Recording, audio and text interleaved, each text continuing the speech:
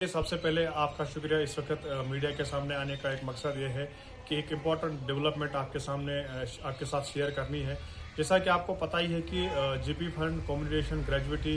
SLI की जो payments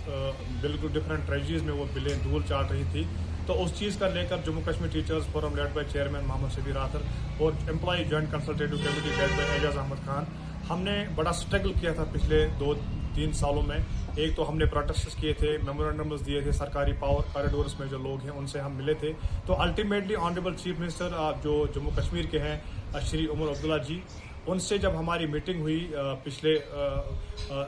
1 महीने पहले, तो उन्होंने बिल्कुल हमें आश्वासन दिया था कि जो मुलाजमीन के पेंडिंग ये मामला जो हैं फाइनेंस को लेकर, चाहे जीबी फंड है, ग्रेजुएटी है, एसएलआई है, लीव सैलरी है, बाकी मामला है, उन पर हम जल्दी कोई ना कोई कार्रवाई करेंगे और बहुत बड़ा रिलीफ हम यहाँ के एम्प्लॉयज़ को देंगे। तो आपके माध्यम से हम ऑनरेबल चीफ मिनिस्टर साहब जो यहाँ के फाइनेंस मिनिस्टर भी हैं उनका बड़ा मशकूर है, उनका शुक्रिया अदा करते हैं। और साथ ही साथ जो हमारे एडिशनल चीफ सेक्रेटरी फाइनेंस के हैं श्री शैलेंद्र कुमार जी और प्रिंसिपल सेक्रेटरी फाइनेंस जो है संतोष द्विवेदिया जी, उनका हम बड़ा मशकूर है और शुक्रिया अदा करना चाहेंगे जम्मू कश्मीर टीचर्स फोरम की पूरी लीडरशिप के बिहाफ पर और एम्प्लॉय जॉइंट कंसल्टेटिव कमेटी के लीडरशिप के बिहाफ पर कि 31 दिसंबर तक जो भी पेंडिंग जीप फंड लाइबिलिटीज थी उन फाइल्स को क्लियर किया गया है, या जो रिटायरमेंट बेनिफिट्स हैं, लीव सैलरी है, ग्रेजुएटी है, एसएलआई जो पेमेंट रुकी पड़ी थी। तो चीफ मिनिस्टर साहब ने अपना वादा बिल्कुल पूरा किया, जो उन्होंने कुछ दिन पहले हमारे साथ कमिटमेंट की थी कि मार्च के आखिर तक एक बहुत बड़ा रिलीफ हम इसमें दे देंगे।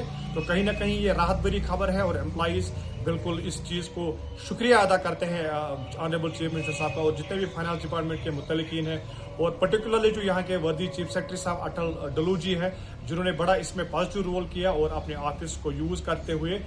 इस मामले का निपटारा किया। तो मीडिया के माध्यम से ऑनरेबल चीफ मिनिस्टर साहब का फाइनेंशियल एडिशनल चीफ सेक्रेटरी जो फाइनेंस के हैं, प्रिंसिपल सेक्रेटरी फाइनेंस और यहाँ के चीफ सेक्रेटरी साहब का और जितने भी लोग हैं इसमें जिन्होंने